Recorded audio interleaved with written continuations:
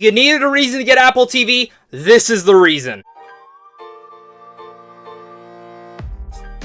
What's going on, everybody? Welcome to a brand new TV review today. Today I'm going to be going over Defending Jacob, a brand new limited series on Apple TV starting on April 24th. This is a show that I've been very much looking forward to because it has the likes of Chris Evans, Michelle Dockery, and of course Jaeden Martell. And really, let me just straight up and say this.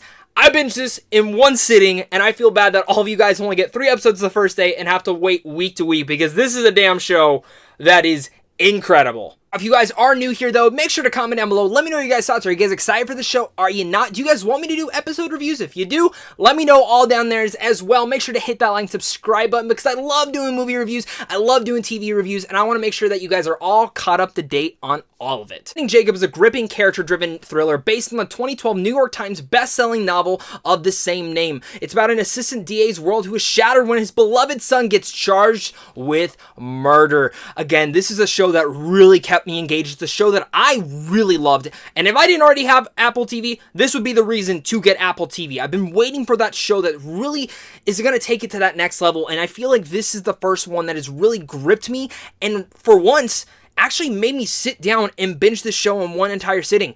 Whether you're watching this with a friend, by yourself, in general with a significant other, this is a show that you're really going to be talking about each and every week and discussing theories, discussing things of what is going on inside this man's life, because the mystery involved here and this character-driven thriller really keeps you on the edge of your seat each and every episode in a way that is well directed by Morten, who is a fantastic director who directed The Imitation Game.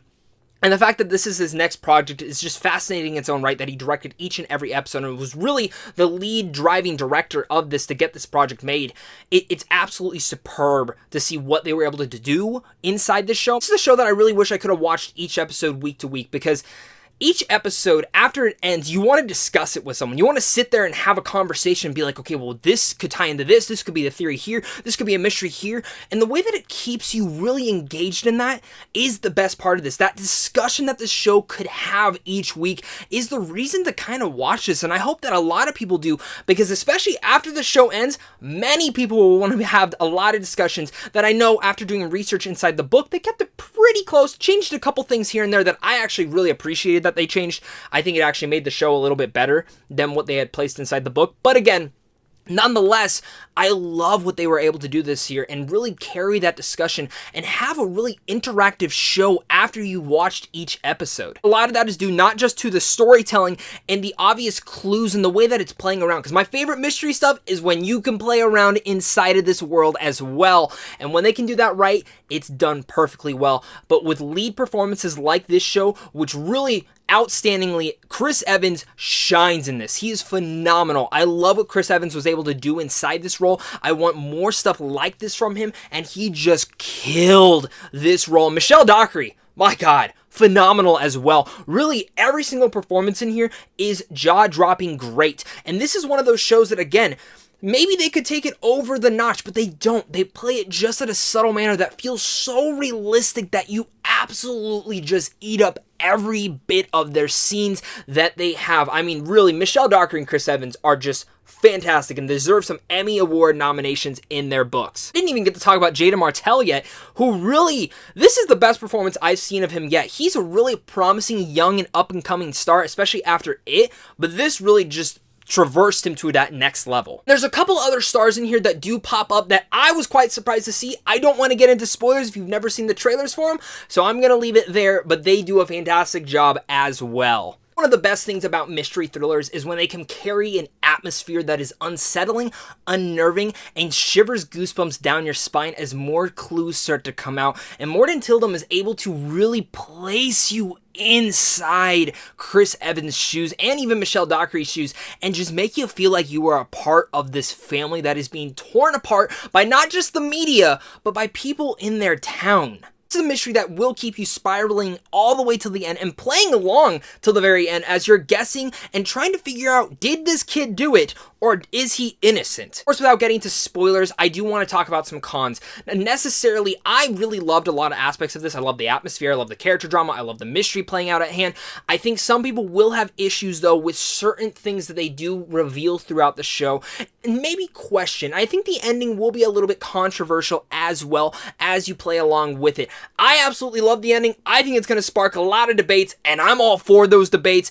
Trust me, you don't want to know anything about this show. It is very shocking. It keeps you there, and the twists and turns it takes you on will really excite you. I do want to mention one thing, and I've been seeing this around the block as well, is that many people are saying that this show isn't anything new. And maybe that could come off to you particularly well. For me, that wasn't the case. Really, if I had any con, I think this is a 10-episode series, and I think it could have been 8 episodes. Once it gets to the last 2 episodes, it did feel like it was a little bit stretching, and I feel like you could have at least tied in the last episode and a couple elements in other episodes to really fit the narrative and maybe make the pacing just a bit stronger. Besides that, though, I thought this was a very innovative, atmospheric-filled mystery that really kept me engaged every single episode. And again, it's a show that's really going to speak up debates and discussions between people. I really hope people give this show a chance because this is the reason truly to get Apple TV. Before I get to my final thoughts on Defending Jacob's limited miniseries, make sure to comment down below. Let me know your guys' thoughts. Again, do you guys want those episode reviews? Do you not? Did you like this review? What are your guys' thoughts? Are you guys excited for the show?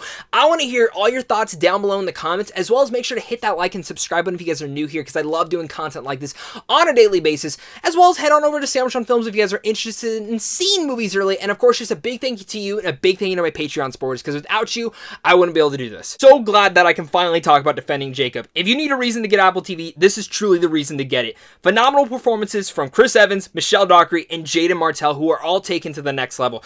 Engrossing atmosphere and a mystery that keeps you spiraling and playing along till the final episode. There's going to be a lot of discussions and debate about this show, just like how the novel did back in 2012, but that's some of the best shows, is when you can have those overall debates and discussions. I loved a lot of this show, and I think this is truly one of the best things out on TV right now, especially as we're all staying home. This is the reason to start binging.